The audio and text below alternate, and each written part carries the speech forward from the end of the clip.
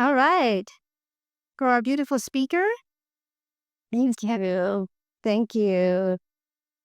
Mm. I am so glad I came to church today. I got my fill.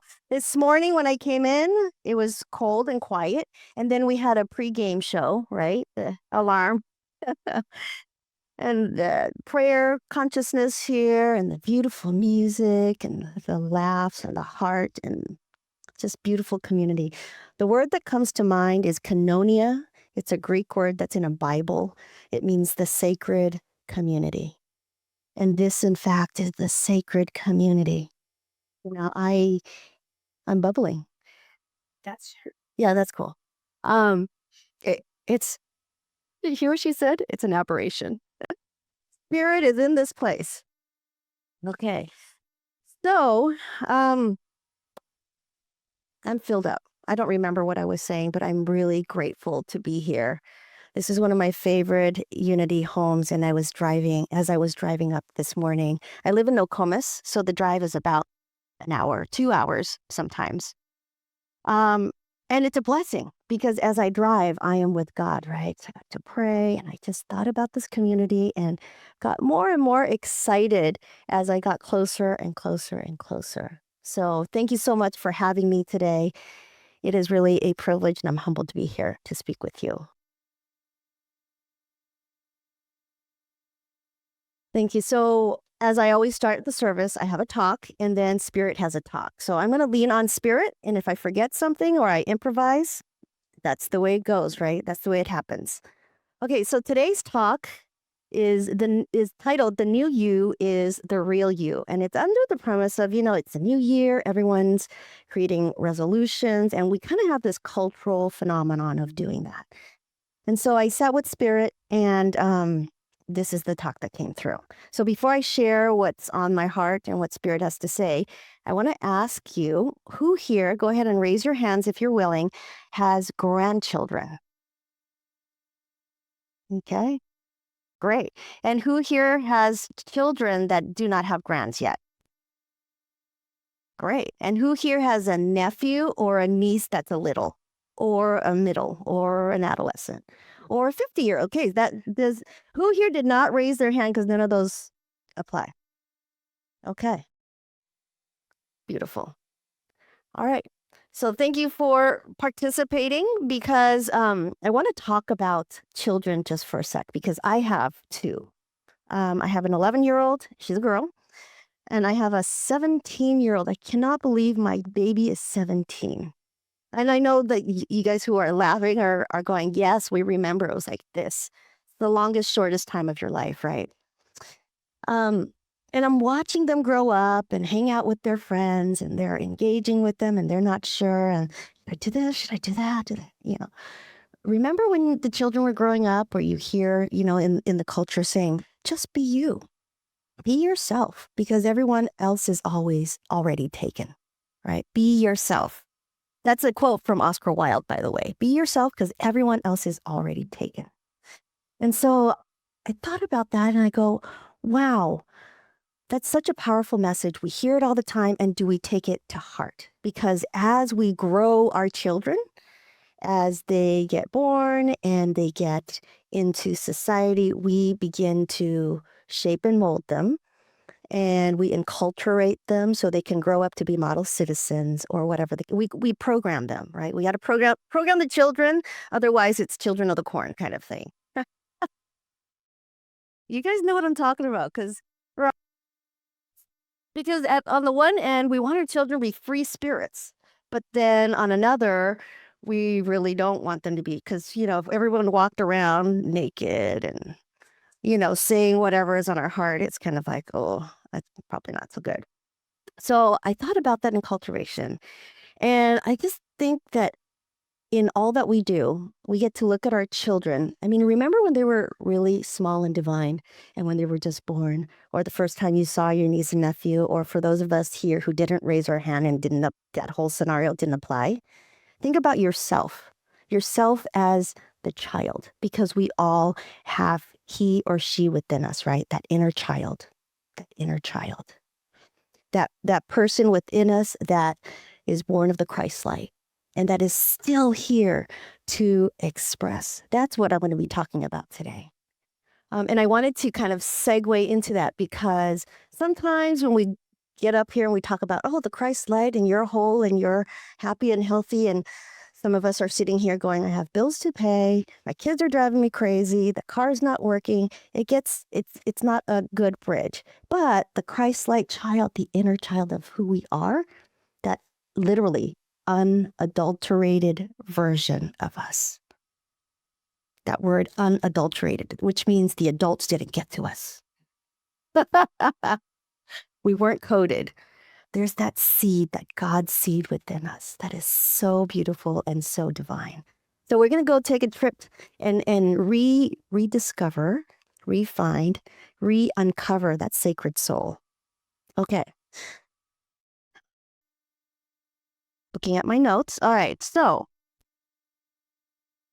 here's the question.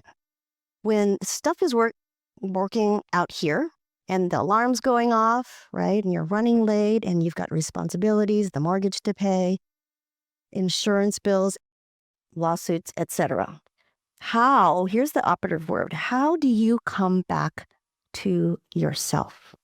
How do you come back to yourself? That divine Christ light. Yeah. Yes. Good. I love this. This is in interactive community. Yes, I love it. Yes, go within. It's one of our unity principles. At the very end of what I'm going to share, I'll actually go through the principles. I just thought, it's not me, actually. It's spirit. Spirit thought might be a really good time for us to kind of shift and remind ourselves of our principles. And I see a lot of familiar faces. I know I'm not here all the time, but I also see some unfamiliar faces. So for all the people who have come back for the winter, welcome back to Florida. I hear they call you snowbirds. That's fun. I'm from the Hawaii area, and I like to think of myself as the turtle, right? Like you go back to the islands to give birth kind of thing. Well, you're coming back to Florida, and maybe you're not giving physical birth, but you're rebirthing yourself. So it's beautiful. So we come back to meditation to come get center, come back to ourselves, right? So for the whole month of December, I finally gave myself permission this year to shut it all down. I didn't go on social media. I was not right on my phone replying to a text. I just let it be, shut it all down. It took a lot of courage, I think, to do that because this is our society. Everything goes at a speed of light. And God forbid you miss a day or two on social media and like, oh no, I'm way behind. What are they talking about? What's happening in the unity movement? What's going on? I shut it all down. And instead, I turned inward. And I've been doing this for years. I just didn't allow myself to embrace it. And this year, I truly embraced it. And it's kind of a challenge to be a minister and to be inward December because of all the holidays and the white stone and the burning bowl and the joy. And I love that. And I also get to recognize, hey, I need this grounding. I'm an extreme introvert.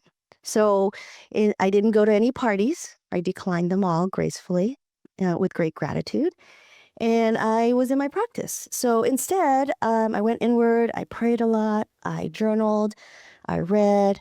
And most importantly, I spent the entire month of December present to my family, which to me is, I'm a mother. So yay, I get to do my divine gift in the world and be present to mom. And then there are times where I'm like, okay, I got to take a break from being mom.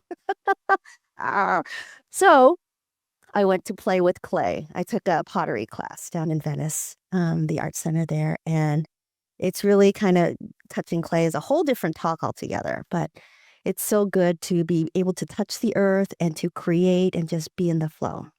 So it's all about getting out of the noise of things and just shutting it off. I mean, we've all had that experience where we go in the mall and there's like all these things coming at us everywhere. I mean, even here, it's beautiful though. Like here, I totally like, yes, I'm open, give it all. Because we are open, our chakras are open, our channels are open.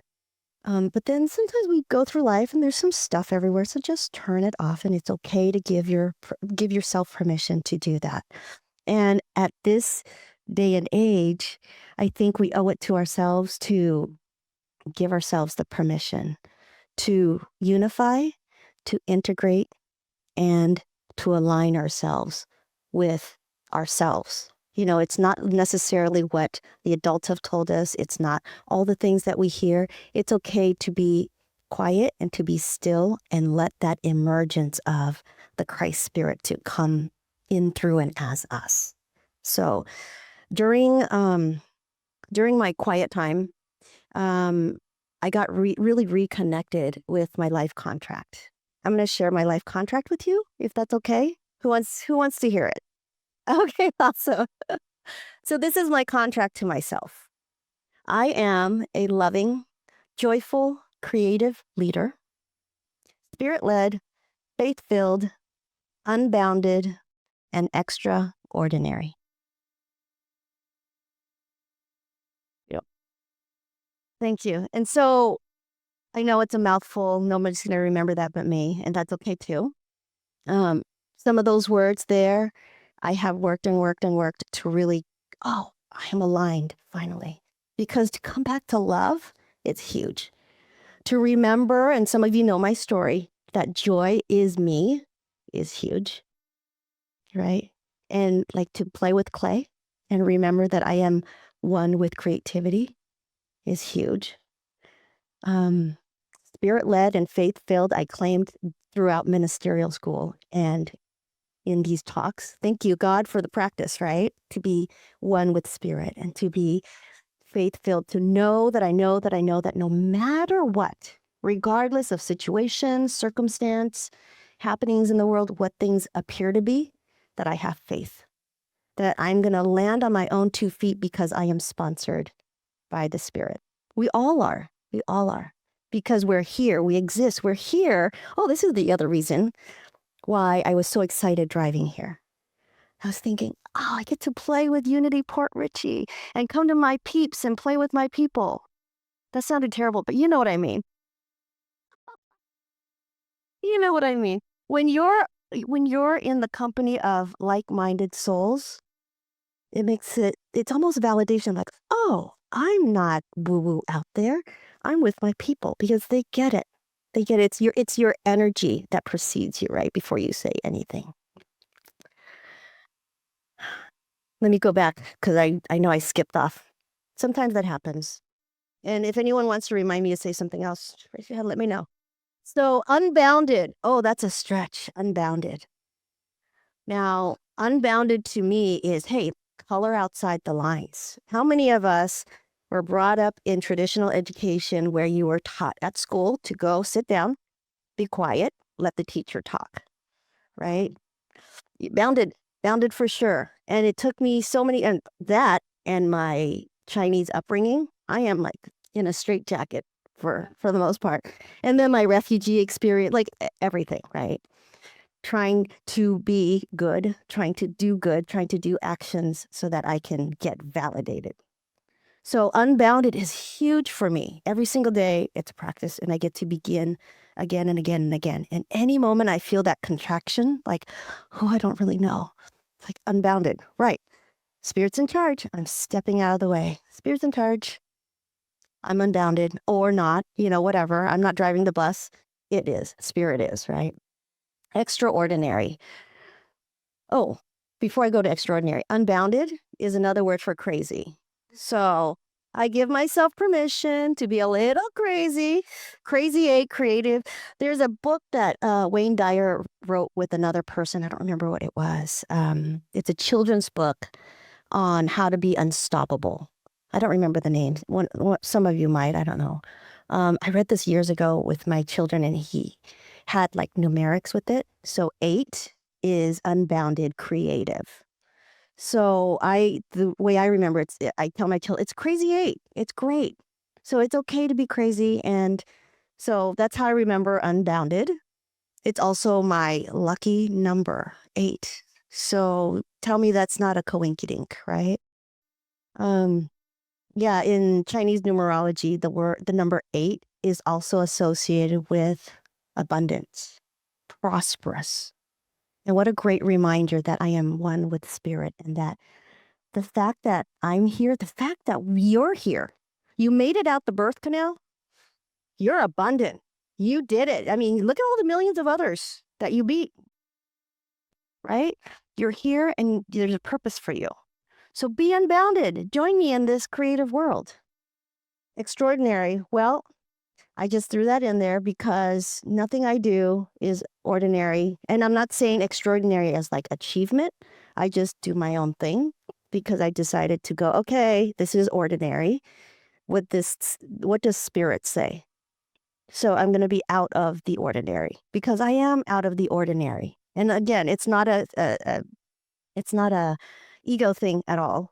It's just giving myself permission to be not ordinary. So then I don't have to say, what do I do about this? How do I go about it? Be yourself. That's the message. So that's the real me. And I know that's the real you as well. So we connect on that level.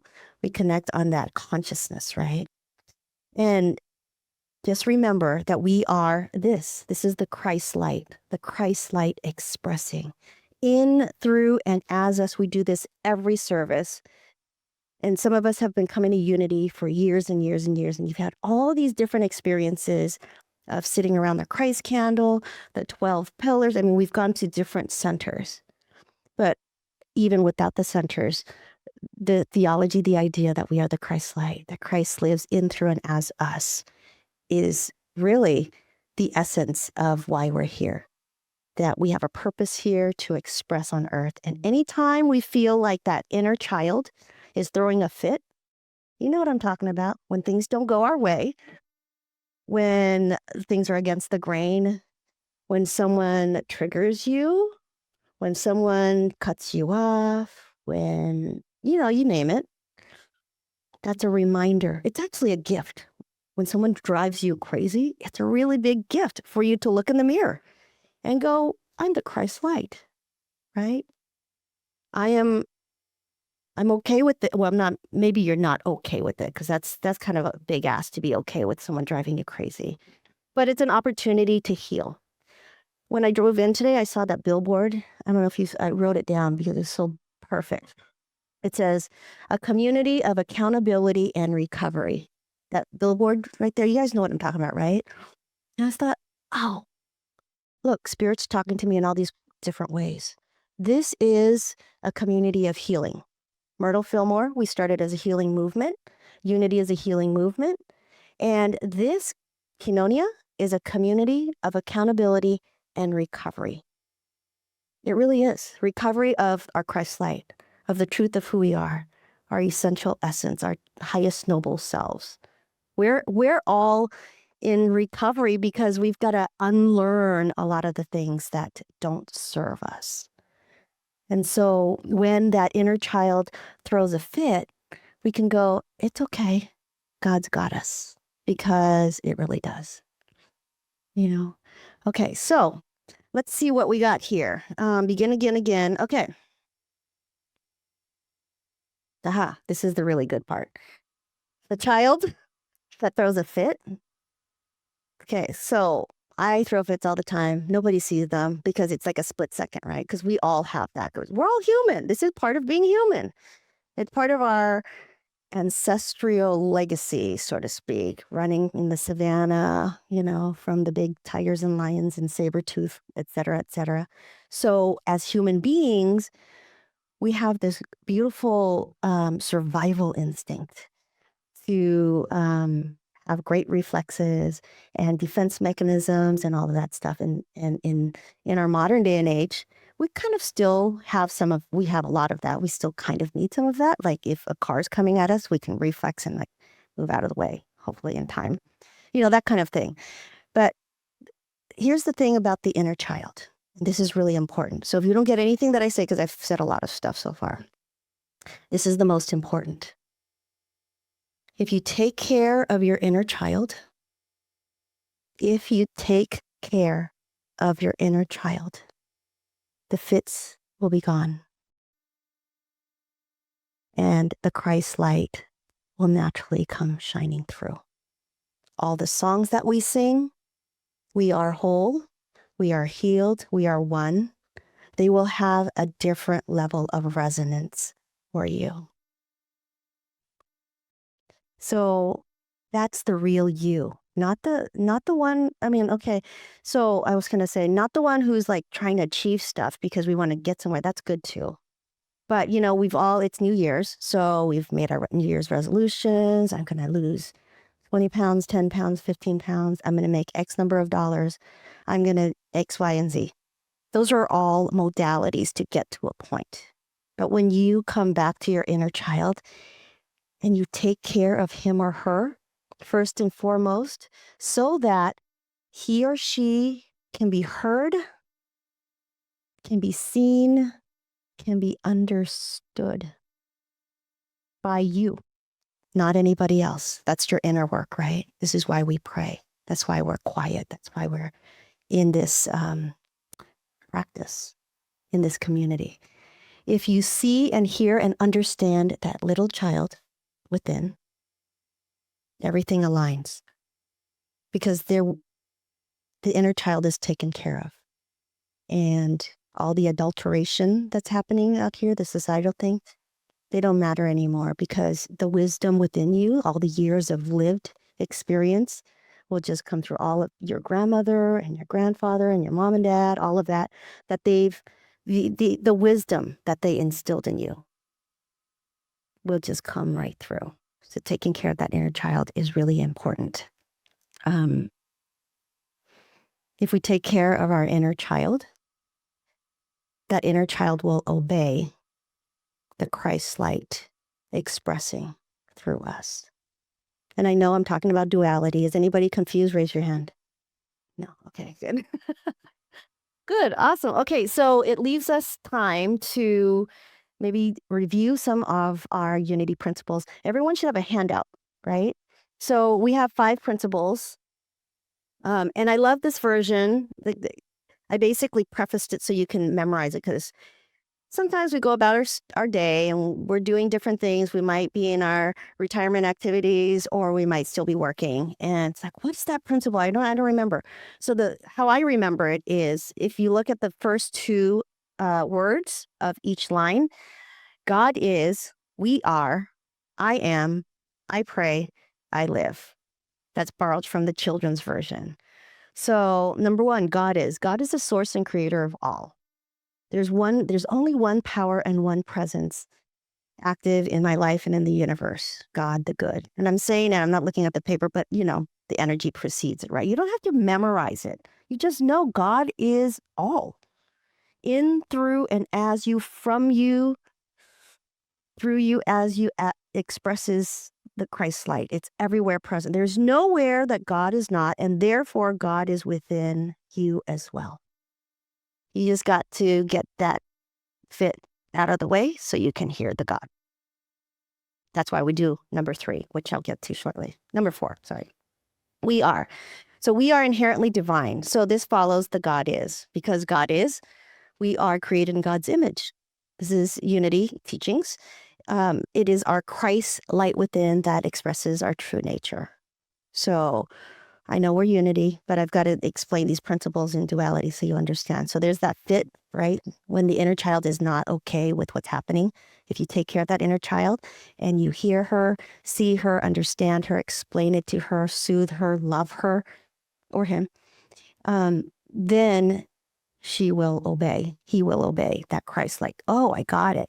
I understand what the Christ light is here to do. Okay. So number 3 is I am. Your thoughts shape your reality. So it's that power of the word, right? Everything begins in life as a thought. That's a seed. That's a foundational teaching. So that when you have a thought and you say it out of your mouth, then you could actually align your thoughts with your actions. It says the way we feel, think, and believe has the power to create our life experiences. So along number 3, just a reminder that trash in, trash out, right? If you want to be peaceful, you can't have peace with war. I'm sorry. You can't. So just be hyper vigilant about what you choose to be around, what you choose to say, And it's a lifelong practice. Like, it's not like, okay, she's did this, I'm going to go do that. Or thought shame your friends. Don't do that either. Because it's all a practice and we're all responsible for our own inner child, right? Um, but you can also say, like my husband and I have these conversations, and because we're in a close, loving relationship, we're ourselves. And in the morning, sometimes he'll share with me what he's heard in the news or whatever, and I go, "Honey, thank you. Um, I'm in my quiet time right now, so let's table that until later. I really want to start my day with my prayer." And he gets it, and he's amazing like that. So I mean, you can literally ask for that space. That's part of protecting that inner child, because the inner child doesn't know like, you're the adult here, right? So you're kind of going back to the inner child, and maybe for some of us, reparenting, relearning some things that are protective. I mean, think about your most beloved little in your life. And that could be someone who's 35, by the way, or 50, but you're little. And how you protect their space. You got to do that for yourself, is essentially it, right? Okay, number 4 is prayer and meditation. That's foundational in our community, because that's basically where we get our good jujus. Right? It's not necessarily what the minister says. Like, I'm here today because I'm called to be, but just being in this community is answered prayer for me. It's beautiful. It's wonderful. So, do we have prayer and meditation class here? Yeah, we do. Perfect. Meditation. Awesome. Go to Sarah's class. It'll change your life. Yeah, and it's a practice. So it's not a one and done. It's not a microwave process. This movement is not a microwave process. You don't come here, declare something, get dipped, and be good, right? You gotta be in the process. Gotta be in the process. Sure. Giving the dip. You're giving the dip. I guess. I don't know what that means. I'm kind of scared to say yes. Oh, okay. Well, hey, we get to anoint ourselves. The anointing is on yourself. That's the practice. We get to, this is a lifelong practice. And I know I'm talking to my people because you're here for a very long time. Some of us, our first day, but it's a lifelong practice, and it creates this beautiful, it creates accountability, right? What is it? A community of accountability and recovery. It creates this, like, oh, I created this in my life. Before, I was X, Y, and Z in a certain level of consciousness. Now that I get to look back on the year, hey, I grew a lot. And the only reason why I was able to grow a lot is because I've been through a lot of stuff. So when things seemingly come at you, embrace it all. Let God do its Godding, and be in the silence. You'll hear the message. You'll hear divinely what is yours to do.